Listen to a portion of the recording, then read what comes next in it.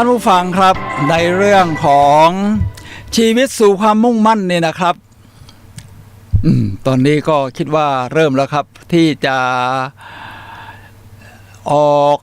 ทางโซเชียลมีเดียได้ครับสักครู่เดียวนะครับในระหว่างนี้ผมก็จะเกริ่นหัวข้อไปก่อนนะครับชีวิตสู่ความมุ่งมั่นผมก็จะดูจากตรงนี้ครับคือว่าผู้คนที่ประสบความสำเร็จเนี่ยนะครับนอกจากที่จะมีเป้าหมายแล้วสิ่งที่พวกเขาก็จะต้องมีก็คือความมุ่งมั่นครับท่านผู้ฟังครับความมุ่งมั่นนั้นเป็นหัวใจสำคัญที่จะทำให้เราเดินสู่เป้าหมายชีวิตที่เราตั้งไว้และผมจะมีตัวอย่างของบุคคลต่างๆที่สำคัญรวมทั้งแม้กระทั่งภาพยนตร์นะครับแต่เป็นเรื่องชีวิตจริงที่จะชี้ให้เห็นว่าถ้าเพียงแต่ท่านมีเป้าหมายนั้นยังไม่เพียงพอหรอกครับจะต้องมีความมุ่งมั่นด้วยจึงสามารถที่จะเดินหน้าไปได้สู่ความสำเร็จครับ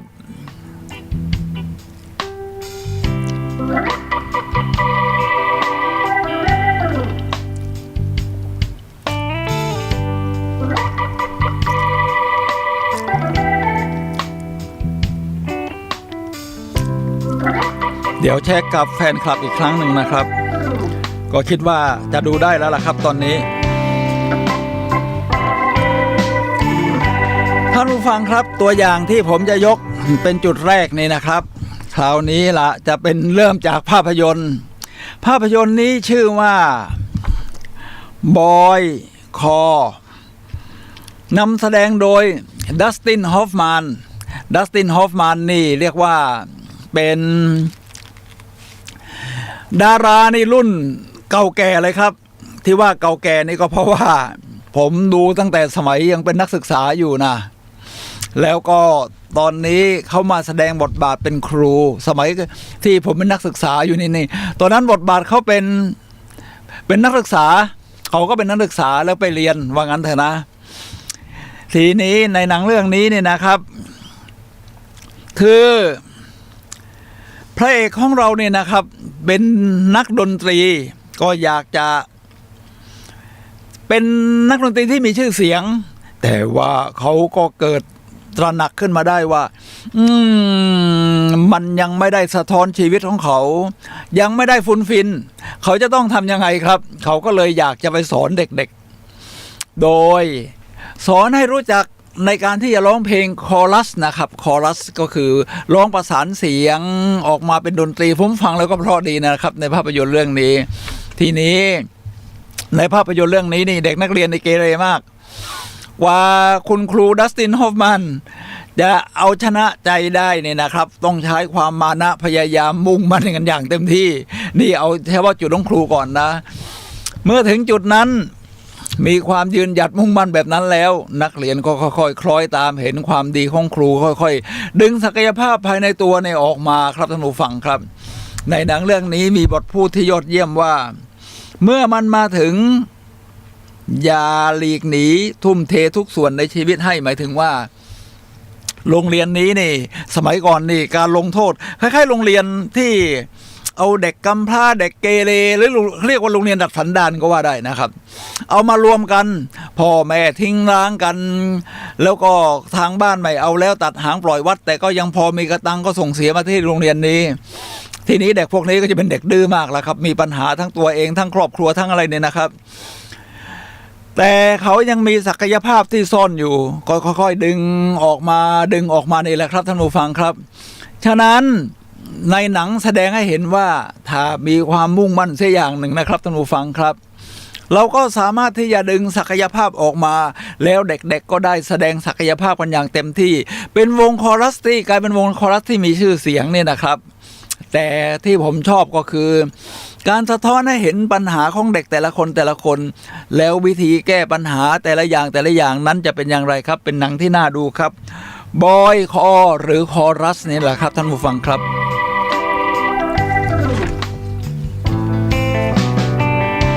ท ทีนี้หนังอีกเรื่องวันนี้ตัวอย่างหนังจะเยอะหน่อยนะเพราะผมเป็นคนชอบดูหนังนะครับหนังอีกเรื่องชื่อว่า Rebel in the Line Rebel in the Line นี่นะครับเป็นหนังผมว่าคลาสสิกนะเดี๋ยวผมจะให้ดูหน้าตาของภาพยนตร์ทั้งสองนี่นะครับนี่นะครับอันนี้เรื่องบอยคอรัสแล้วก็เรื่องข้างล่างในหนังเรื่องนี้นะครับคือการค้นหาเป้าหมายตัวเองเหมือนที่ผมได้เกริ่นไว้ตั้งแต่ทีแรกนะครับว่าเมื่อเราค้นหาเป้าหมายตัวเองเนี่ยเวลาเราเดินทางไปสู่เป้าหมายในบางทีมันจะต้องฝืนกับสภาพแวดล้อมฝืนกับสิ่งที่จะมาฉุดกระชากกระแสสังคมนี่ให้คุณออกนอกเส้นทางชีวิตของคุณเมื่อจะทำสิ่งนั้นให้สำเร็จได้คุณต้องใช้ความมุ่งมั่นอย่างมหาศาลแต่อันดับแรกนี้ในภาพยนตร์เรื่องนี้นะครับเขาเรียกว่าค้นหาเป้าหมายของตัวเองก่อนในเนื้อเรื่องนี่นะครับคือพ่ออยากเป็นนักเปียโนแต่ปู่ต่อต้านนะครับจึงยกเลิกไปซึ่งเหตุการณ์แบบนี้นี่เราสามารถเห็นได้จากครอบครัวต่างๆครับท่านผู้ฟังครับลูกมีศักยภาพอีกอย่างหนึ่งแสดงอย่างหนึ่งแต่พ่อแม่ชอบอีกอย่างหนึ่งแต่ตัวเองชีวิตผิดหวังมาจากอะไรก็แล้วแต่ไม่รู้แหละก็พยายามที่ผลักดันให้ลูกทำสิ่งนั้นซึ่งไม่ใช่วิถีชีวิตหรือเป้าหมายชีวิตของลูกครับท่านผู้ฟังครับทีนี้พ่อซึ่งอยากเป็นนักเปียโนแต่ถูกปู่ต่อต้านพ่อก็เลยเลิกล้มไปเลยนะครับส่วนลูกอยากเป็นนักเขียนคราวนี้พ่อก็ต่อต้านเพราะอยากให้มีอาชีพที่มั่นคงแต่ลูกมีการยืนหยัดและความมุ่งมั่นครับท่านผู้ฟังครับเขาทำยังไงครับนี่คือประวัติชีวิตจริงของนักเขียนชื่อดังที่ชื่อเจดีเซลิงเจอร์นะครับรับบทโดยนิโคลัสฮอลพระเอกที่มีสีหน้าว่าได้จริงก็ไม่ค่อยได้หล่อเหลาเท่าไหร่หรอกครับแต่ว่าดูสีหน้าแล้วมันมีชีวิตมันมีความจริงจังจริงใจนะเหมาะแก่บทของความมุ่งมั่นเนี่ยแหละครับท่านผู้ฟังครับ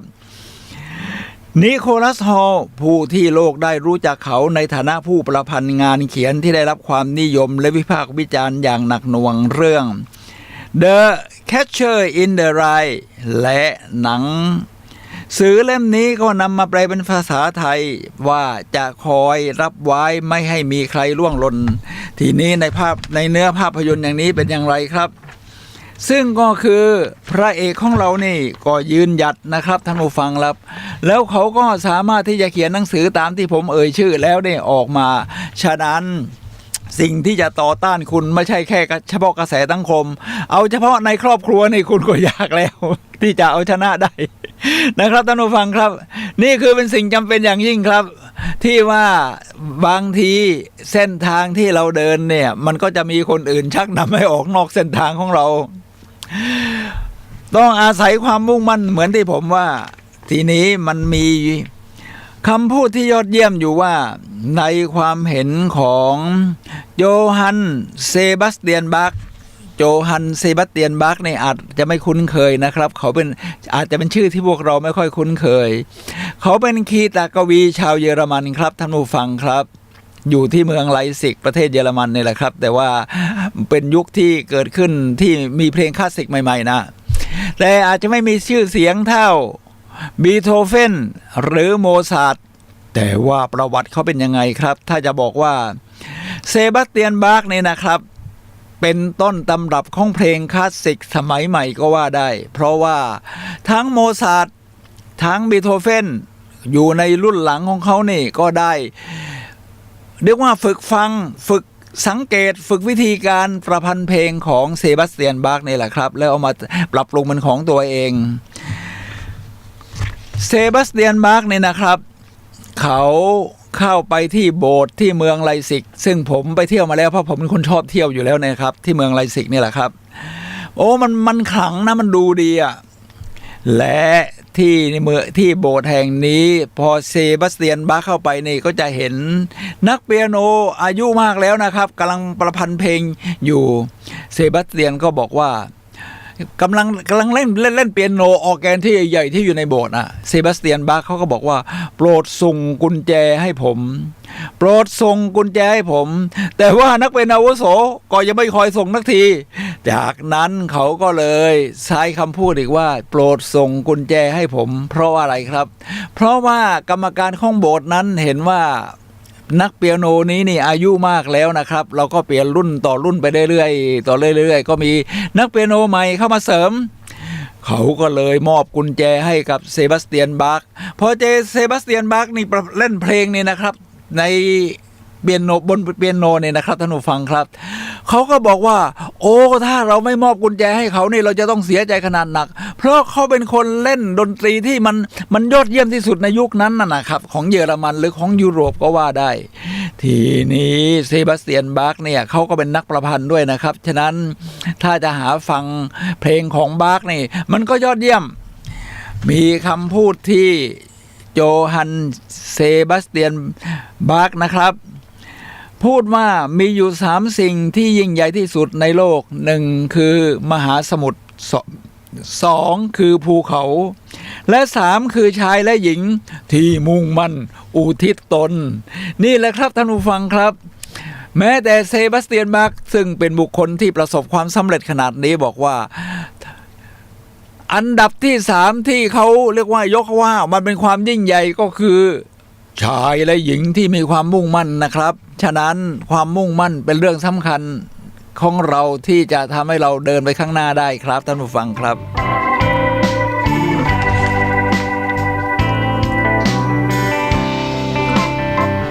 ผมมีตัวอย่างของนักประพันธ์และนักพูดหรือนักบรรยายนักฝึกอบรมเนี่ยแหละครับชื่อว่า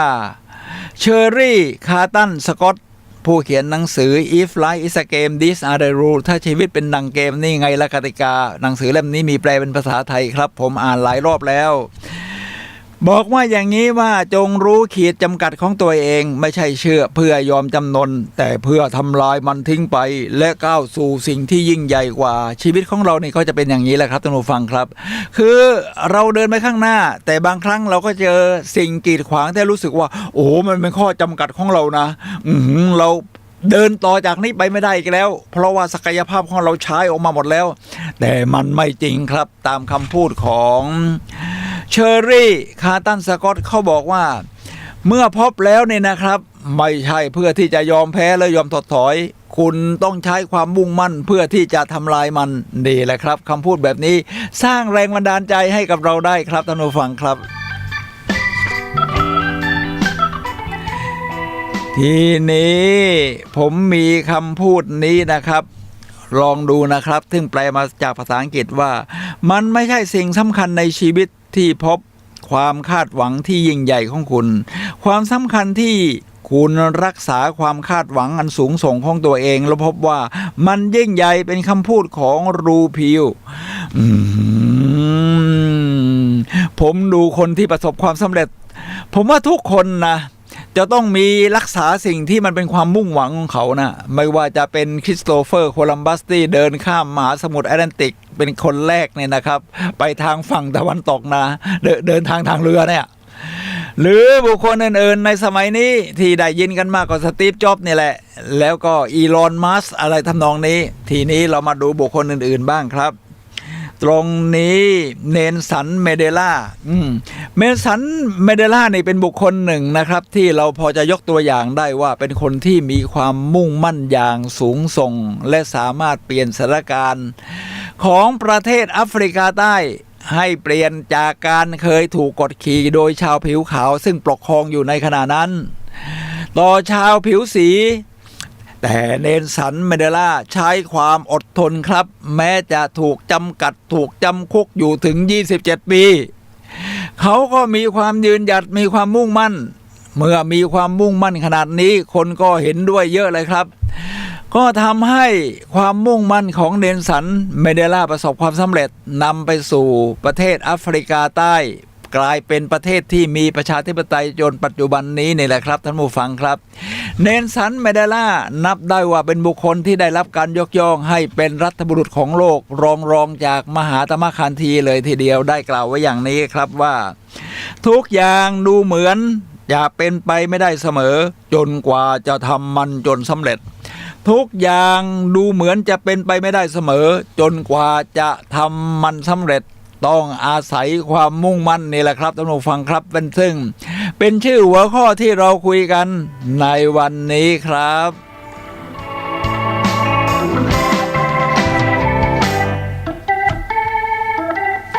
ทีนี้เรามาพูดถึงคนอื่นๆบ้างชื่ออาจจะไม่ค่อยคุ้นแต่เขามีคำพูดที่ดีนะครับก็คือชาลีคันเลนบอกว่าถ้าอดทนเราต้องอดทนที่จะสำเร็จโอกาสที่คนเราจะสร้างความยิ่งใหญ่นั้นไม่ได้ไหลมาเทมาเหมือนกระแสน้ำจากน้ำตกในแองการาแต่มันค่อยๆไหลซึมมาอย่างช้าๆทีละหยดไม่ว่าจะเป็นการเปลี่ยนแปลงอะไรก็ตามแต่นะครับท่านผู้ฟังครับมันก็เริ่มเปลี่ยนแปลงอย่างนี้แหละครับจากปริมาณสู่คุณภาพค่อยๆปริมาณทีละนิดก่อนเพิ่มปริมาณจำนวนมากจนถึงจุดหนึ่งมันก็เปลี่ยนเป็นคุณภาพใหม่ไม่ว่าจะเป็นการปฏิวัติเป็นการปฏิวัตินี่หมายถึงปฏิวัติที่มันปฏิวัติจริงๆคือเปลี่ยนหลักการเปลี่ยนอะไรนะครับ ฉะนั้นเปลี่ยนวิถีของสังคมอะไรทำนองนี้ครับมันจะค่อยๆซึมไปนะครับไม่ใช่ปั๊บเดียวหักมุมชนะเลยไม่ใช่นะครับมันต้องค่อยๆสู้ไปแบบเนลสันเมเดลาก็ต้องสู้มาตั้ง27ปีไงล่ะครับมันค่อยๆซึมไปไม่เหมือนน้ำตกในแองการาถ้าเราไปเที่ยวน้ำตกในแองการาที่รัฐนิวยอร์กเนี่ยนะครับซึ่งอยู่ทางตะวันออกเฉียงเหนือของอเมริกาซึ่งผมก็ไปเที่ยวมาแล้วนี่โอ้มันใหญ่โตมโหฬารมากเวลาน้ำตกมันลงมาเนี่ยมันโครมครามประมาณนั้นนะครับมันไม่ได้ไหลมาแบบนั้นครับความสำเร็จนี่ความมุ่งมั่นมันค่อยๆซึมไปเหมือนน้ำซึมไปฉะนั้นมันต้องอาศัยความอดทนอย่างสูงสู่ความมุ่งมั่นนั้นแหละครับท่านผู้ฟังครับนี่คือชาลีคันเลนนะครับทีนี้ผมจะมากล่าวถึงอีกคนหนึ่งครับ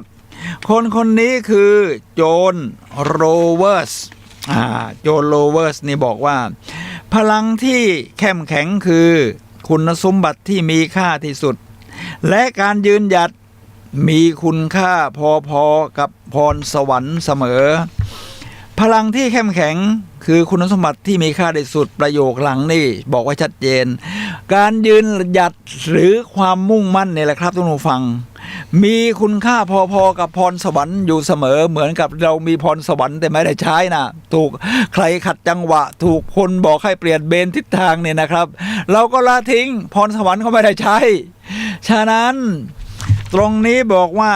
การยืนหยัดมีค่าพอๆกับพรสวรรค์นะครับฉะนั้นถ้าพรสวรรค์ไม่ผสมการยืนหยัดด้วยความมุ่งมั่นการที่เราจะเดินไปบนเส้นทางของเราเนี่ยก็เป็นไปไม่ได้อยู่แล้วครับท่านผู้ฟังครับ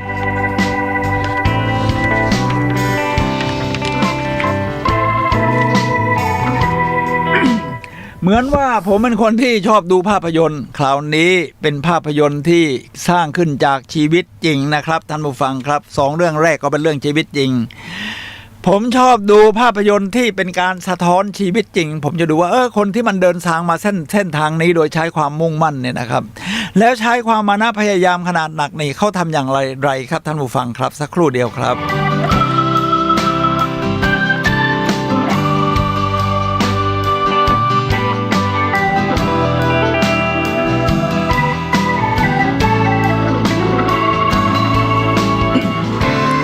ท่านผู้ฟังครับภาพยนตร์เรื่องนี้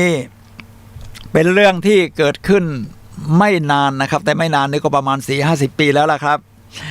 เป็นเรื่องของชีวิตคนธรรมดานี่แหละครับแต่สะท้อนชีวิตแบบคนธรรมดาแบบเราก็คือ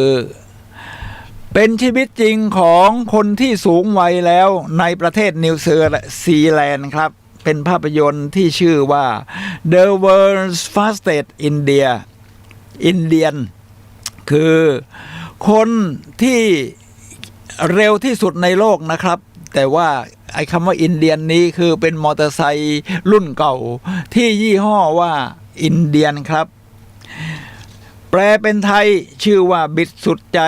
แรงเกินฝันเป็นประวัติของชาวนิวซีแลนด์ผู้สูงวัยนะครับคิดว่าอายุประมาณ60 ปีแล้วครับ เขาอยากจะเป็นนักขี่มอเตอร์ไซค์ที่เร็วที่สุดในโลกว่างั้นเถอะครับในสมัยนั้นนะทีนี้เขาพยายามที่จะทดสอบ เช่นไปขี่ตามชายหาดตามอะไร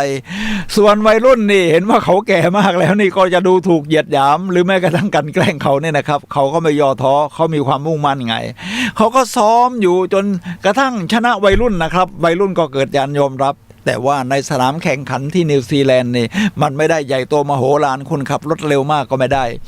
เขาก็เลยสืบค้นดูว่าที่ไหนในโลกบ้างที่เปิดให้มีการแข่งขันลักษณะมันยอดเยี่ยมแล้วขับได้เร็วสูงสุดนะที่ซอลต์เลคประเทศสหรัฐอเมริกาครับซอลต์เลคก็คือคล้ายทะเลเกลือว่างั้นเถอะแล้วมันก็พื้นเป็นพื้นราบผืนใหญ่คุณจะขับเร็วเท่าไหร่ก็ได้ถ้าแต่อุบัติเหตุในคุณก็ต้องดูแล้วเอาเองนะแต่อุปสรรคอื่นเนี่ยมันไม่เหมือนขับบนท้องถนนทีนี้เขาก็มีความ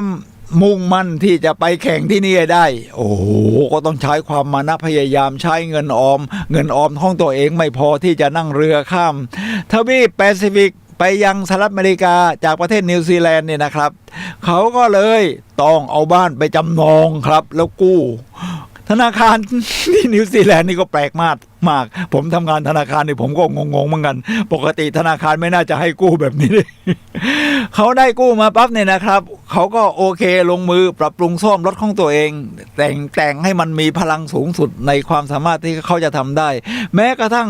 เฟืองเกียร์เฟืองต่างๆนี่เขาทำเองนะครับเขาหลอมเขาหล่อเองเสร็จแล้วก็ไปกันละครับแล้วก็มีเด็กๆเนี่ยนะครับที่เป็นเพื่อนบ้านก็คอยเชียร์เป็นแรงใจเมื่อเขาไปแข่งที่ซอลต์เลคเนี่ยนะครับท่านผู้ฟังครับปรากฏว่าเขาขับได้แรงสุดๆคือระหว่างไปนี่ก็เจออุปสรรคต่างๆอะไรมากมายเช่นไปอยู่ที่ลาสเวกัสที่โน่นที่นี่โดนหลอกบ้างอะไรบ้างแต่เขาก็มีความมุ่งมั่นอย่างที่ว่าเหมือนชื่อในหนังนี่ไงครับปรากฏว่าผลการแข่งขันระดับโลกตอนนั้นเลยนะครับเขาแข่งได้ชื่อว่าเป็นชายที่ขับรถมอเตอร์ไซค์ได้เร็วที่สุดในโลกในยุคนั้นที่ซอลต์เลคซิตี้ประเทศสหรัฐอเมริกาที่คือประวัติจริงของชาวนิวซีแลนด์ตามหน้าตาที่ผมให้ดูด้านบนนี่นะครับท่านผู้ฟังครับในเรื่อง The World Fastest Indian นี่คือความยอดเยี่ยมของความมุ่งมั่นทั้งที่รถของเขานี่เป็นรถแบบรุ่นโบราณมากนะเมื่อในยุคนั้นน่ะเมื่อเทียบกับรถในยุคเดียวกันที่เอามาแข่งทันสมัยว่าเขาเยอะเพราะความมุ่งมั่นนี่แหละครับท่านผู้ฟังครับ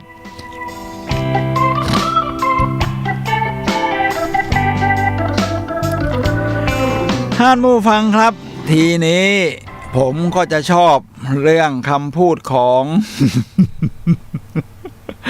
เป็นการโฆษณานะครับการโฆษณาเวลาคุณมีความมุ่งมั่นนี่แน่นอนนะครับคุณอาจจะต้องมีแหละเพราะความมุ่งมั่นของคุณนี่โดยเฉพาะแพชชั่นของคุณนี่นะครับมันอาจจะ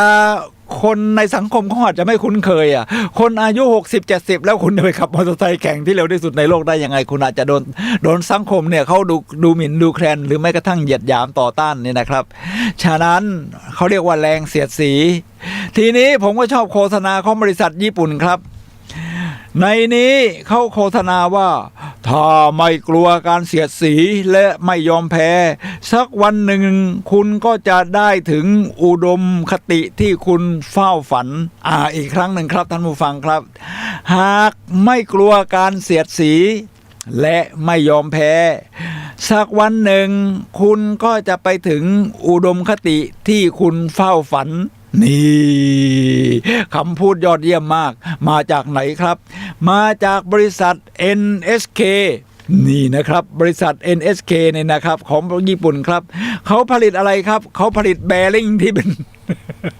เครื่องที่เวลาเขาจะหมุนล้ออะไรหรือในแม้กระทั่งล้อจักรยานล้อฟันเฟืองเครื่องจักรอะไรก็ตามก็ใช้แบริ่งนี่แหละครับท่านผู้ฟังครับเรียกว่าแบริ่งของ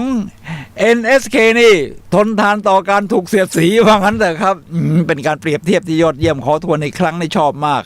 หากไม่กลัวการเสียดสีและไม่ยอมแพ้สักวันหนึ่งคุณก็จะไปถึงอุดมคติที่คุณเฝ้าฝัน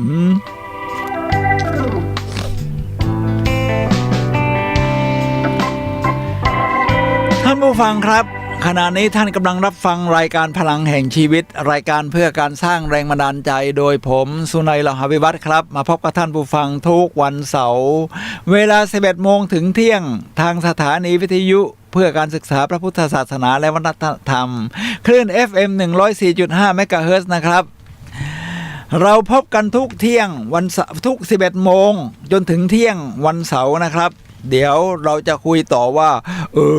คนที่ต้องทนต่อการเสียดสีเพื่อใช้ความมุ่งมั่นมุ่งสู่ทิศทางเป้าหมายของตัวเองนั้นคนอื่นๆมีใครอีกบ้างผมมีตัวอย่างอีกมากครับ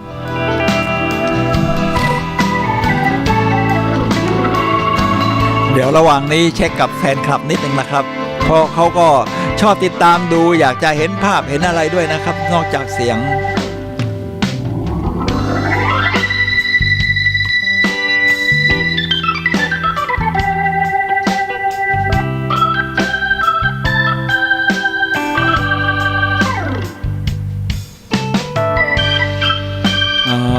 เขาบอกโอเคครับโอเคแสดงว่าภาพเสียงชัดเจนนะครับตอนนี้เรายังเป็นห้องส่งเก่าอยู่นะครับแต่ว่าระบบทั้งภาพในทางโซเชียลมีเดียทั้งเสียงนี่นะครับทางแฟนคลับบอกว่าโอเคนะครับแสดงว่าทั้งพระอาจารย์พระครูสมวิศวัตรผู้อำนวยการสถานีและทีมทางด้านเทคนิคนี่มีความรู้ความสามารถมากครับนี่เรียกว่าเป็นประโยชน์ต่อสังคมจริงๆเราจะเดินต่อในเรื่องของชีวิตสู่ความมุ่งมั่นครับท่านผู้ฟังครับตอนนี้จะเป็นเขาเอาชีวิตจริงนะมาทำเป็นภาพยนตร์ในเรื่องที่ชื่อว่าEddie the Eagle ผมให้ดูหน้าตาของภาพยนตร์เรื่องนี้หน่อยถ้าท่านชอบเรื่องกีฬาและชีวิตความมุ่งมั่นของนักกีฬานี่ท่านลองหาดูนะ Eddie the Eagle Eddie นี่เป็นชื่อพระเอกนะครับท่านผู้ฟังครับเป็นเด็กหนุ่ม Eagle แปลว่าเหมือนกับนกอินทรีที่บินได้ว่างั้นเถอะครับทีนี้หนังเรื่องนี้เป็นหนังเรื่องที่เกิดขึ้นในประเทศอังกฤษเอ็ดดี้นี่เขาเป็นชาวอังกฤษครับแต่เขาอยากแข่งสกีจัมป์สกีจัมป์ก็คือมันเลื่อนลงมาจากที่สูงๆเนี่ยครับปู๊ดแล้วพุ่งปู๊ดออกไปโอ้โหผมเคยเห็นแต่ในโทรทัศน์ครับท่านผู้ฟังครับมันแล้วมันไปอีกไกลนะพอลงมาปั๊บเนี่ยผมเคยไปดูสนามแข่งแบบนี้นะครับที่เขาจะที่นอร์เวย์ที่ออสโลโอ้โหมันสูงมากนะครับคนที่จะมาแข่งแบบนี้ได้จะต้องฝึกฝนมาอย่างดีมีความเชี่ยวชาญสูงมากแต่ว่าระหว่างฝึกซ้อมนี่เขาคงจะต้องมีหกล้มอุบัติเหตุกันบ้างแหละครับแต่เขาก็จะสู้แล้วก็จะต้องมีความชำนาญมีอะไรทำนองนี้นะครับถึงจะทำได้ในความเป็นผมแล้วก็ต้องเล่นสกีเก่งพอลงมาปั๊บนี่มันก็ต้องสกีต้องไถไปต้องประคองตัวให้ได้ไม่ให้ล้มถ้าล้มอะไรเนี่ยผมว่าแข้งขาหักเลยครับทีนี้เอ็ดดี้เนี่ยเขาพยายามที่จะฝึกนะครับแล้วที่จะไปแข่งในระดับโลกให้ได้หรือว่ากีฬาโอลิมปิกฤดูหนาวแต่ก็ถูกต่อต้านจากสมาคมกีฬาของอังกฤษตลอดเลยครับท่านผู้ฟังครับเพราะอังกฤษเขาไม่เชื่อว่าชาวอังกฤษนั้นจะมีความสามารถในการที่จะแข่งขันกระโดดสกีจัมป์แบบนี้เพราะประเทศในอังกฤษจริงเนี่ยผมเข้าใจว่าไม่น่าจะมีสนามแบบนี้นะเพราะผมไม่เคยเห็นไปเที่ยวอังกฤษ2 ครั้งแล้วไม่เคยเห็นแล้วก็จะไปซ้อมที่ไหนล่ะแล้วก็บ้านเรานี่ก็ไม่มีคนเก่งแบบนี้แต่ส่วนกีฬาอื่นชาวอังกฤษเขาก็เก่งกันเยอะก็ไม่ได้รับการสนับสนุนครับจากสมาคมกีฬาของกีฬาโอลิมปิกเลยนะครับของสหราชอาณาจักรเอาละครับทีนี้เมื่อมีความใฝ่ฝันเขาก็พยายามฝึกซ้อมแล้วก็เดินทางไปประเทศโน้นประเทศนี้เพื่อหาสนามฝึกซ้อมล้มลุกคลุกคลานพ่อเขาก็พยายามห้ามปรามนะครับบอกว่าอย่าเลยลูกอย่าเลยลูกพยายามเรียนหนังสือถ้าไม่อยากเรียนก็เป็นช่างทาสีแบบพ่อเนี่ยทาสีบ้านรับจ้างทาสีบ้านรายได้มั่นคงแต่ถึงจะน้อยแต่มั่นคงแต่เอ็ดดี้เขามีความใฝ่ฝันครับ1เขาจะต้องทนแรงเสียดทานจากครอบครัวที่ต่อต้านเนี่ยนะครับแต่เมื่อเขามีความมุ่งมั่นตอนหลังในพ่อกลับใจนะครับให้การสนับสนุนแล้วเข้าไปฝึกซ้อมก็ดูถูกจากนักกีฬากระโดดสกีจัมป์เนี่ยนะครับในระดับโลกคือดูถูกเหยียดหยามเขานะชาวอังกฤษจะทำได้ยังไงมันต้องแถบทางเหนือขึ้นไปหน่อยที่เขามีหิมะเยอะๆเช่นนอร์เวย์สแกนดิเนเวียหรือเยอรมันที่อยู่สูงๆมาอย่างนั้นนะครับใกล้ๆขั้วโลกแต่เอ็ดดี้เขาไม่ยอมแพ้ครับทั้งที่เมื่อเขาซ้อมแล้วนี่กระดูกก็หักไปหลายซี่มาเนอะกระดูกหักไปหลายซี่ จนกระทั่งมาดูนะครับว่าประวัติของเขาก่อนที่จะได้รับรางวัลเหรียญทองโอลิมปิกในกระโดดสกีจัมป์ของโอลิมปิกฤดูหนาวเนี่ยนะครับชีวิตเขาเป็นยังไงตอนเด็กตอนที่เขาคุยกันนะครับตอนที่เขาคุยกันว่าพ่อบอกว่าเอ้ยแกอย่าไปซ้อมเลยไอ้สกีจัมป์มาเป็นช่างทาสีแบบพ่อดีกว่าเอ็ดดี้ก็พูดกับพ่อว่าตอนเด็กพ่อไม่เคยฝันว่าจะเป็นอะไรบ้างหรือพ่อก็ซึมไปเลยครับโดนลูกชายถามแบบนี้ทีนี้คำพูดของพ่อว่านายต่อพูดต่อนะครับมีคนมาให้กำลังใจคือเป็นโค้ชที่เขาเห็นว่าเด็กคนนี้มีศักยภาพนะเป็นโค้ชที่เขาก็ไม่ได้เล่นแล้วเขาเคยโดดสกีจัมป์มาแต่เห็นความมุ่งมั่นของเอ็ดดี้เขาก็บอกว่านายต้องเลิกคิดถึงความล้มเหลวเอ็ดดี้คือคิดถึงผลลัพธ์ที่เราต้องการไม่ใช่มองแต่อุปสรรคเหมือนที่แอนโทนีโรบินบอกนะครับเวลาเขาโค้ชให้นักกีฬากระโดดสูงนี่เวลากระโดดสูงแล้วก็ขาไปสะกิดเอาไม้คานแล้วก็ล้มลงแล้วก็สะบัดฉะนั้นจิตมันจะไม่มุ่งมั่นอยู่ที่ว่าขาสะดุดไม้คานแอนโทนีโรบินก็บอกว่าคุณต้องนึกถึงว่าตอนมันคุณข้ามได้นะคือใจคุณมันต้องไปก่อนแบบเดียวกันนี่แหละครับท่านผู้ฟังครับทีนี้คำพูดที่ว่าคุณไม่มีวันเอาจริงเอาจังกับการกระโดดสกีจำได้เพราะคุณไม่ได้จริงจังกับชีวิตของตัวเองก็มีโค้ชที่มาสอนเขาเรื่องด้านจิตใจแบบนี้ครับท่านผู้ฟังครับฉะนั้นการแข่งขันโอลิมปิกจะไม่มีความหมายถ้าเราประเมินตัวเองต่ำเกินไปมันเป็นคำพูดในระหว่างภาพยนตร์เรื่องนี้มันเป็นคำพูดคำสอนที่ยอดเยี่ยมครับเวลาเราดูหนังเนี่ยมันก็เหมือนสะท้อนกับดูตัวเราเองว่าเราเคยเจอเหตุการณ์นี้ที่ประเมินตัวเองต่ำเกินไปหรือเปล่าดูถูกตัวเองไม่ขาดความนับถือตัวเองเราก็จะสะท้อนตัวเราประมาณนั้นเราก็ต้องเปลี่ยนพลิกกลับใหม่ครับมาในหนังเขามุ่งมั่นยังไงในนี้บอกว่าชีวิตที่ยอดเยี่ยมคือชีวิตที่มีความมุ่งมั่นและเอ็ดดี้เดอะอีเกิลเอ็ดดี้บินได้นี่นะครับเขาก็ฉายภาพที่ให้กำลังใจว่าตอนที่เขากระโดดแล้วมันคือมีระดับนะระดับเวลากระโดดในสูงระดับ1ระดับ2ระดับ3กระโดด1ได้2ก็เซนิดหน่อย3 6ล้มกระดูกหักแต่เขาก็พัฒนาตัวเองด้วยความมุ่งมั่นไปเรื่อยๆจนกระทั่งผ่านระดับ3ได้และลงแข่งนี่แหละครับเหมือนกับเอ็ดดี้นกที่บินได้ครับท่านผู้ฟังครับนกอินทรีที่บินได้เวลาเขาไม่ว่าจะแพ้ชนะเวลาเขาลงมานักข่าวมาสัมภาษณ์บางทีก็มาแกล้งดูถูกเหยียดหยามเขาบอกว่าไม่เป็นไรเขายังจะเป็นนกอินทรีที่บินได้อยู่และเขาก็บินได้จริงๆโดยได้เหรียญทองกีฬาโอลิมปิกในการกระโดดสกีจัมป์โอลิมปิกฤดูหนาวครับเอ็ดดี้เดอะอีเกิลชาวอังกฤษ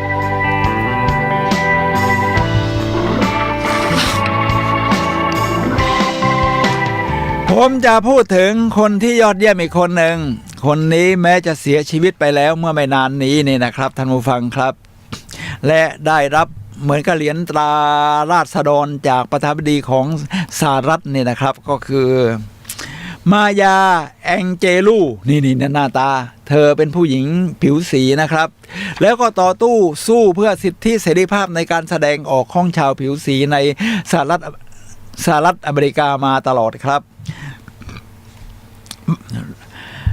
เขาพูดถึงมีคำพูดที่ยอดเยี่ยมที่บำรุงจิตใจดีต่อใจของคนที่มีความมุ่งมั่นว่าฉันมุ่งหน้าไปเพียงลำพังและยืนหยัดเสมือนคนนับหมื่นฉันมุ่งหน้าไปเพียงลำพังและยืนหยัดเสมือนคนนับหมื่นครับเนื้อหามันคล้องอยู่ในตัวเองอยู่แล้วท่านผู้ฟัง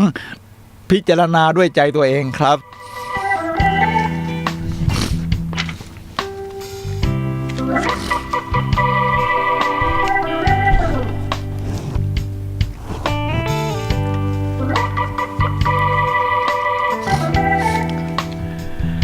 คราวนี้ผมจะพูดถึงของคนที่เป็นเพื่อนกับบุคคลที่ผมชื่อถึงคือเมย่าแองเจลูก็คือโอบราห์วินฟรีเนี่ยแหละครับเธอเป็นพิธีกรชื่อดังที่มีเรตติ้งสูงที่สุดในโลกที่ยังไม่มีใครทำลายประวัติศาสตร์ได้และเป็นชาวอเมริกันผิวสีเช่นเดียวกันนอกจากเป็นพิธีกรชื่อดังนักพูดที่มีชื่อเสียงแล้วยังเป็นนักเขียนด้วยนะครับเขาเขียนหนังสือชื่อ What I Know for Sure อะไรที่ฉันรู้แน่หรือฉันกระจ่างชัดนะ โอปราห์วินฟรีเขียนเรื่องการมุ่งมั่นไว้อย่างนี้ครับท่านผู้ฟังครับว่าคุณยังอยู่ตรงนี้ยังคงยืนหยัดอยู่คือว่าวินฟรีนี่มีชีวิตที่ลำบากตั้งแต่ตอนเด็กนี่นะครับเพราะว่าพ่อแม่อย่าร้างกันแล้วก็เป็นเผ่าความเป็นชาวผิวสีเป็นอะไรตรงนี้ถูกรังแกตอนเด็กอะไรนี่ทำตรงนี้นะครับได้พัฒนาขึ้นมาตัวสู่ชีวิตที่ยิ่งใหญ่ในการเป็นพิธีกรได้ก็เรียกว่าชีวิตนี่ยอดเยี่ยมมากครับเขาบอกว่าคุณยังอยู่ตรงนี้ยังคงยืนหยัดอยู่ลองนึกย้อนประวัติศาสตร์ของตัวคุณสักครู่ไม่ใช่แค่สถานที่ที่เกิดหรือที่ซึ่งคุณเติบโตมาแต่นึกถึงสถานการณ์หรือเหตุการณ์ต่างๆที่นำพาคุณมาสู่การดำรงอยู่ของคุณณที่นี่เวลานี้ในระหว่างการเดินทางของชีวิตมีช่วงใดบ้างที่ทำให้คุณเกิดบาดเจ็บหรือฝันหนีดีฟอร์คุณอาจเจอกับช่วงเวลาแบบนี้บ้างแต่นี่คือสิ่งที่ยอดเยี่ยมที่สุดคุณยังอยู่ตรงนี้ยังคงยืนหยัดมุ่งมั่นอยู่นี่เป็นคำพูดของโอปราห์วินฟรีพิธีกรผู้ยิ่งใหญ่ตลอดกาลที่ยังไม่มีใครทำลายสถิติของเธอได้นะครับท่านผู้ฟังครับเหมือนคำพูดของ NLP Neuro Linguistic Programming ภาษาที่เราใช้โปรแกรมจิตประสาทที่บอกว่าประสบการณ์ที่ดีทำให้ฉันเข้มแข็งประสบการณ์ที่ไม่ดีทำให้ฉันเข้มแข็งยิ่งขึ้นนี่แหละครับคือชีวิตสู่ความมุ่งมั่นล่ะครับท่านผู้ฟังครับ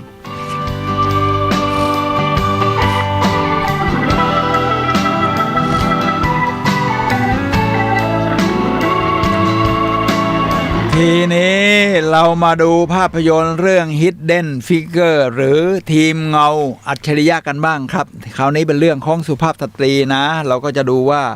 เป็นเรื่องของการยืนหยัดของคนผิวสีที่ทำงานอัจฉริยะที่แวดล้อมโดยคนผิวขาวในนาซาเนี่ยนะครับหนังเรื่องนี้ก็ดีนะให้เห็นว่าคือจริงๆแล้วนี่การเหยียดผิวสีไม่จะมีการเลิกทาสกันมานานแล้วในสหรัฐอเมริกาโดยประธานาธิบดีลินคอล์นผู้ยิ่งใหญ่นี่นะครับท่านผู้ฟังครับแต่ในส่วนลึกๆก็ยังมีการเหยียดผิวสีอะไรกันอยู่ฉะนั้นเมื่อไปทำงานนี่แม้จะเป็นระดับเก่งมากๆหรือเข้าขั้นอัจฉริยะก็ยังถูกทั้งกลั่นแกล้งทั้งอะไรเนี่ยนะครับในหนังเรื่องนี้แสดงสะท้อนให้เห็นว่าชาวผิวสีนั้นก็มีความสามารถที่ยิ่งใหญ่แม้กระทั่งวงการวิทยาศาสตร์ที่ยิ่งใหญ่อย่างองค์การนาซาเนี่ยนะครับหรือการบินของสหรัฐอเมริกา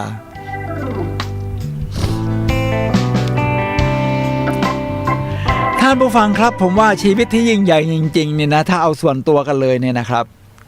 แล้วมีคนอ้างถึงมากที่สุดก็ต้องเป็นสตีฟจ็อบส์ละมั้งครับเพราะชีวิตของเขาเนี่ยตั้งแต่เด็กมาพัฒนาตัวเองจนกระทั่งเป็นมะเร็งที่ตับอ่อนแล้วก็ต้องเสียชีวิตก่อนวัยอันควรเนี่ยนะครับ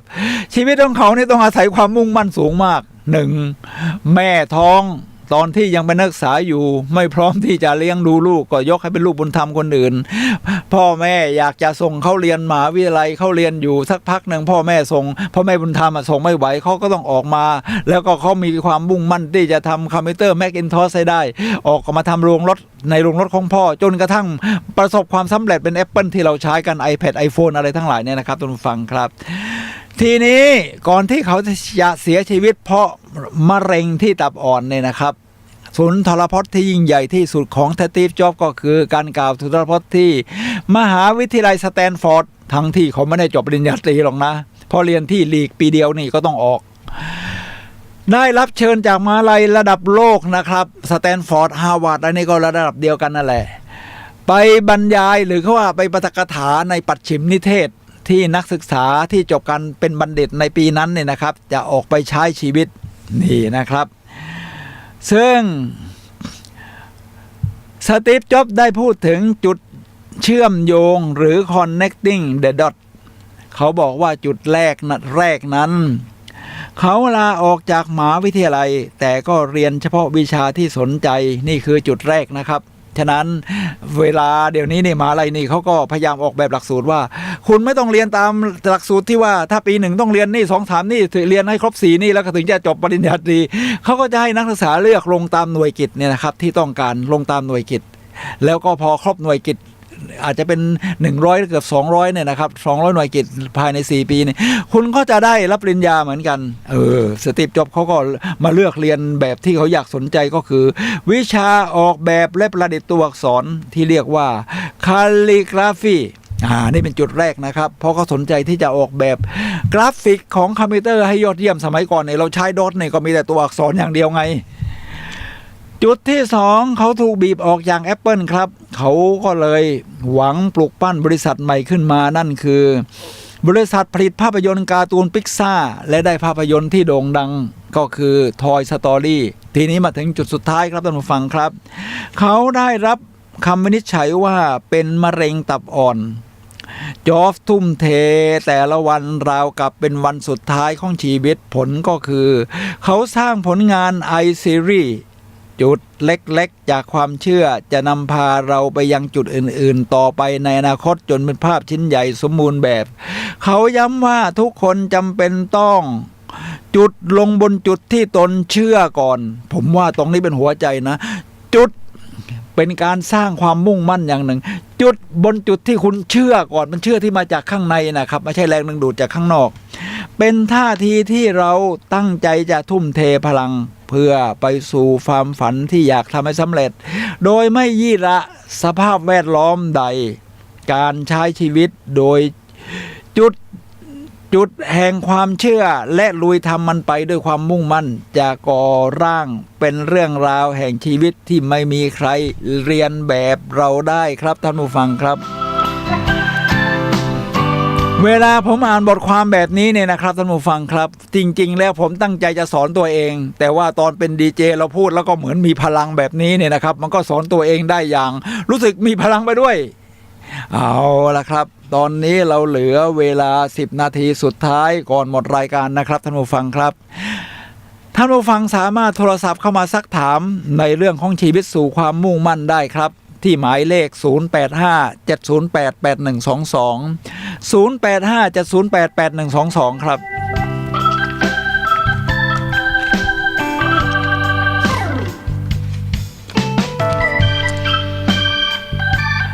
ท่านผู้ฟังครับคราวนี้เอาภาพยนตร์บ้างทีนี้ภาพยนตร์นี่นะครับท่านผู้ฟังครับภาพยนตร์นี้เป็นภาพยนตร์ที่ผมว่าสร้างจากชีวิตที่ยอดเยี่ยมครับคือภาพยนตร์เรื่องครีดนี่นะครับนี่หน้าตาก็จะเป็นอย่างนี้เป็นเรื่องของนักมวยนักมวยอาชีพทีนี้ซึ่งเป็นภาพยนตร์ที่ต่อเนื่องจากร็อกกี้และภาพยนตร์ร็อกกี้นี่ก็เป็นภาพยนตร์ที่ได้รางวัลออสการ์หลายสาขาครับแสดงถึงเป้าหมายการยืนหยัดทุ่มเทนะครับแล้วก็มีคำพูดว่าเมื่อยืนอยู่บนกลางลานตอนที่ยืนอยู่บนกลางลานศาลากลางเมืองฟิลาเดลฟีในประเทศสหรัฐอเมริกาตอนนั้นเนี่ยเขาคิดว่าเขาจะขึ้นไปชกแก้ตัวอีกครั้งหนึ่งเพราะทีแรกเขาชกคือเขาต้องการตั้งเป้าให้ยืนหยัดอยู่ได้แค่15ยกไม่เอาจนจบ15ยกว่างั้นเถอะครับไม่ว่าจะแพ้หรือชนะขอยืนหยัดให้ได้15ยกทีนี้เมื่อเขาแพ้นะครับเมื่อครบ15ยกคราวนี้เขาจะต้องมาพัฒนาตัวเองด้วยความมุ่งมั่นนะครับเขาก็วิ่งแล้วก็ไปยืนอยู่ที่หน้าศาลากลางของฟิลาเดลเฟียแล้วก็ยืดออกเนี่ยนะครับแล้วก็พาโบพูดกับกรีกว่าถ้ามองดีๆจะเป็นทั้งชีวิตของเราจากตรงนี้ตรงจุดที่เหมือนสตีฟจ็อบส์บอกจุดที่คุณเชื่อนี่นะครับแล้วในหนังนี้แน่นอนครับเขาก็ชนะครับสตีเวนสตอลโลนครับสตีเวนสตอลโลนนี่เขาก็ประพันธ์ขึ้นมาเองครับหนังเรื่องนี้นี่ก็เรียกว่าทำให้เขาแจ้งเกิดเรามาดูถึงเรื่องอื่นๆครับในเรื่องของคราวนี้ผมจะโยงถึงแพชชั่นกันบ้างแล้วครับแพชชั่นก็คือความหลงไหลที่มันเป็นแรงขับดันจากข้างในของเรานะครับท่านผู้ฟังครับที่ว่าเราเกิดมาเพื่อสิ่งนี้เป็นความปรารถนาอันแรงกล้านี่เป็นนีโลฟิกเจอรัลเขาเป็นนักเขียนนิยายนะครับชื่อดังเลยเรียกว่าได้รางวัลบุ๊กเกอร์เขาชื่อว่าเพเนโลฟีฟิตเจอรัลนะครับว่าเขามีเธอนี่นะครับไปกลายเป็นนักเขียนชื่อดังได้อย่างไรทั้งที่ครอบครัวนี่เรียกว่าก็ไม่ได้สมบูรณ์แบบไม่สามารถทำให้เธอกลายมีเวลาที่จะเป็นนักเขียนได้หรอกครับ ซึ่งมีภาระที่จะต้องหาเลี้ยงครอบครัวโดยไม่ได้รับการช่วยเหลือจากสามีขี้เหล้าเพราะสามีต้องเอาเงินไปกินเหล้าไงแล้วจึงไม่อาจเขียนหนังสือได้ดังใจปรารถนาจนอายุล่วงมา50 ปีแล้วเนี่ยนะครับท่านผู้ฟังครับพอเธอได้รับการปลดปล่อยด้วยการแยกกันอยู่อย่างถาวรก็เธอก็ทนเหมือนกันนะอยู่กันมาจนอายุ50เนี่ยก็ไม่อาจอดกลั้นต่อแรงผลักนี้ดันนี้ได้อีกต่อไปเหมือนความเร่าร้อนของวัยรุ่นเธอเขียนนิยายถึง12เรื่องในช่วงเวลา20 ปีสุดท้ายของชีวิตครับท่านผู้ฟังครับและก่อนเธอจะเสียชีวิตไม่นานเมื่อเธออายุได้80 ปีเธอกล่าวว่าเธอเป็นนักประพันธ์ชาวอังกฤษที่ดีที่สุดตามคำพูดของนักเขียนคนหนึ่งนะครับนี่คือหน้าตาของเธอครับที่ชื่อว่าเพเนโลฟีฟิตเจอรันนะครับท่านผู้ฟังครับฉะนั้นบางครั้งเราก็ต้องยืนหยัดหรือมุ่งมั่นขนาดต้องอายุ50 ปีนะครับถึงจะแยกกับสามีที่ขี้เหล้าได้ ยืนหยัดจริงๆครับยอมรับแล้วตอนนี้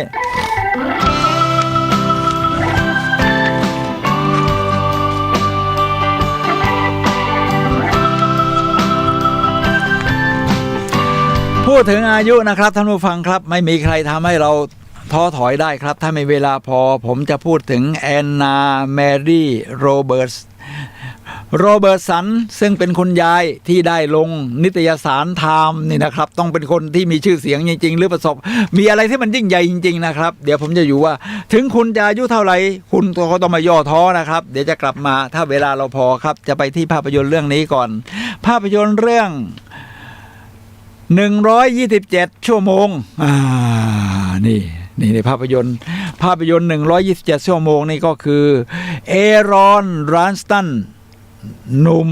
นักวิศวกรที่ชอบใช้ชีวิตโลดโผนซึ่งวันหนึ่งเขาตัดสินใจออกไปท่องเที่ยวภูเขาในแถบโมแอบซึ่งอยู่ในรัฐอูทาห์จนกระทั่งช่วงที่ปีนเขาก็เกิดพลัดตกไปอยู่ระหว่างหุบเขาอีกทั้งมีก้อนหินมาทับแขนขวาจนไม่สามารถขยับเขยื้อนไปไหนได้แล้วคุณจะเอาชีวิตรอดอย่างไรได้อย่างไรครับมุ่งมั่นครับท่านผู้ฟังครับการที่จะต้องตกอยู่ในภาวะการสุ่มเสี่ยงต่อชีวิตนอกจากจะต้องมีความอดทนแล้วการมีสติไม่คิดฟุ้งซ่านก็เป็นส่วนสำคัญที่นำไปสู่ทางออกของปัญหาแล้วเขาทำยังไงครับโอ้โหผมเล่าแล้วผมก็หวาดเสียวไปด้วยเอาแขนซ้ายดิเขานักปีนเขามันตัวปกติพกมีดพกมีดสวิตอะไรไปแล้วตัดแขนตัวเองมันก็ต้องค่อยเฉือนไปนะครับมันไม่ใช่มีดอิโต้สับทีเดียวขาดค่อยเฉือนไปโอ้ผมว่าต้องมุ่งมั่นขนาดหนักนะเอาละครับเดี๋ยวเรามาถึงคนต่อไปก็คือเรย์แบรดเบอรี่ก้าวในเรื่องก้าวต่อไปอย่างไม่ย่อท้อมันก็โยงกับเรื่องความมุ่งมั่นอยู่แล้วในหน้าตาของเรย์แบรดเบอรี่ครับท่านผู้ฟังครับทีนี้ชีวิตเรื่องราวของเขาเป็นอย่างไรครับมาช่วยสร้างแรงบันดาลใจในความมุ่งมั่นได้อย่างไรเขาเป็นนักเขียนครับเกิดเมื่อวันที่22 สิงหาคมปี2463วอล์กคีตันรัฐอิลลินอยส์สหรัฐอเมริกาเสียชีวิตเมื่อวันที่5 มิถุนายน 2555ลอสแอนเจลิสแคลิฟอร์เนียครับแล้วก็เคยศึกษาที่ลอสไฮสคูลเขาได้รางวัลแล้วก็รางวัล List of the Nation Mental Art คือใช้ชีวิตที่กว่าจะสู่ความมุ่งมั่นเนี่ยก็ใช้ชีวิตแบบมุ่งมั่นมาตลอดทีนี้มาถึงอันเฟรดบัตครับท่านผู้ฟังครับนี่หน้าตาของอันเฟรดบัตผมจะแสดงถึงความมุ่งมั่นของคนที่สูงวัยนะครับท่านผู้ฟังครับเพราะตอนนี้ชีวิตสังคมเป็นสังคมของคนสูงวัยถ้าเราไม่หมดย่อใจไม่ย่อท้อสักอย่างมีความมุ่งมั่นไม่ว่าจะอายุเท่าไหร่ก็ยังมุ่งมั่นได้ครับท่านผู้ฟังครับนี่อันเฟรดบัตก็อายุประมาณนี้แล้วล่ะครับท่านผู้ฟังครับผมขาวไปหมดแล้วเกิดที่เขาอยู่ที่รัฐนิวยอร์กครับเกิดที่นั่นแล้วก็โดยมีอลิสันกันและอัมซิล่าเบตพ่อของเขาเป็นทนายความและแม่ของเขาเป็นครูครับเรียนที่โรงเรียนมัธยมปลายทีนี้ในช่วงเขายังเป็นศิลปินสมัครเล่นและหัดวาดภาพวาดของเขาถูกซื้อไปโดยพิพิธภัณฑ์ศิลปะเมโทรโพลิแทน ไม่ใช่ธรรมดานะ ในช่วงทศวรรษที่ 1930 หลังจากทำงานเป็นสถาปนิกแต่ปัจจุบันไม่มีงานทำบัตรได้ออกแบบกระดานเกมกระดานเนี่ยนะครับเกมกระดานผมว่าสเก็ปเปิลหรืออะไรสักอย่างเขาศึกษาเกมที่มีอยู่และพบว่าเกมแบ่งออกเป็น3ประเภทก็คือเขาแบ่งประเภทเกมต่างๆนะครับทีนี้ผมจะพูดให้เห็นว่าเขาต่อสู้ในเรื่องของเกมมาอย่างไรแล้วก็จนกระทั่งเกมของเขาเนี่ยสามารถขายได้ดิบได้ดีก็คือเกม Scrabble เนี่ยนะครับก็คือต่อตัวอักษรภาษาอังกฤษคือชีวิตต้องพันฝ่ามากนะครับหาดูได้ใน Google เลยล่ะทีนี้ในภาพยนตร์ญี่ปุ่นบ้างเรื่อง Jiro Dream The Sushi Jiro Dream The Sushi นี่นะครับเป็นกุ๊กครับทำซูชิที่กินเป็นชิ้นใส่ปากเนี่ยนะมีคำพูดที่ยอดเยี่ยมว่าต่อไปแกไม่มีบ้านให้กลับแกต้องยืนบนลำแข้งตัวเองคือเขาถูกไล่ออกจากบ้านว่างั้นน่ะถ้าอยากจะยังเป็นพ่อครัวอยู่ แล้วเขาก็ไม่เป็นไรครับไม่มีบ้านให้กลับเขาก็มุ่งมั่นแล้วทีนี้ต่อไปผมมีเวลานิดเดียวก็จะพูดถึงย้อนกลับมาที่ผู้สูงวัยสุภาพสตรีที่ผมได้เอ่ยถึงก็คือแอนนาเมรี่โรเบิร์ตสันนี่นะครับว่าใช้ชีวิตด้วยความมุ่งมั่นสู่ความปรารถนาของตัวเองอย่างไรครับคือน่าจะครอบครองสถิติในการกีดกันพรสวรรค์ที่ทรงพลังเธอเกิดในฟาร์มทางตอนเหนือสหรัฐวาดภาพตอนเด็กตั้งใจจะรวบรวมรายละเอียดทุกสิ่งที่แวดล้อมเธอจนเธอผสมลูกเบอร์รี่แดงหุ่นเป็นสีวาดภาพนะครับอาจจะไม่มีเงินซื้อสีหรือยังไงเนี่ยนะเธอไม่ได้วาดภาพแต่เธอแค่ถูกกีดกันจากครอบครัวถูกไม่ได้วาดภาพมา60 ปีจนกระทั่งเมื่ออายุ78 ปีนะครับเมื่อเกษียณจากการทำฟาร์มเธอก็ใช้พรสวรรค์ของเธอมาวาดภาพได้อย่างมหาศาลครับลองคิดดูที่อายุ78 ปีแล้วครับท่านผู้ฟังครับก็ไม่ต้องย่อท้อเหมือนที่ประธานาธิบดีของสหรัฐอเมริกาไบเดนเนี่ยนะครับอายุ77 ปีแล้วครับฉะนั้นไม่ต้องย่อท้อกับเรื่องอายุ77 ปียังเป็นประธานาธิบดีสหรัฐอเมริกาได้เลยแล้วเป็นงานที่หนักมากฉะนั้นไม่ว่าอายุเท่าไหร่สู้ไปครับมุ่งมั่นไปครับทำให้เธอมีเวลาว่างที่จะปล่อยพรสวรรค์ฉะนั้นเมื่อต่อเธออายุถึง100 ปีเธอวาดภาพไว้เป็นจำนวนมากหลังจากถูกอัดอั้นมานานและได้ลงนิตยสารไทม์ครับท่านผู้ฟังครับตอนนี้เรามาอยู่ในช่วงสุดท้ายของรายการพลังแห่งชีวิตวันนี้ผมได้แบ่งปันเรื่องราวของบุคคลที่ยอดเยี่ยมที่ใช้ชีวิตสู่ความมุ่งมั่นนี่นะครับจากบุคคลต่างๆทั่วโลกกระจายกันไปจากตะวันตกมาถึงตะวันออกนี่แหละครับชีวิตสู่ความมุ่งมั่นครับไม่ว่าอายุเท่าไหร่พบกันใหม่นะครับตอนนี้รายการพลังแห่งชีวิตและผมสุนัย ลหวิวัฒน์ครับขอลาท่านผู้ฟังไปก่อนพบกันใหม่วันเสาร์หน้าเวลา 11 โมงถึงเที่ยงทางคลื่น FM 104.5 เมกะเฮิรตซ์เชียงใหม่ครับ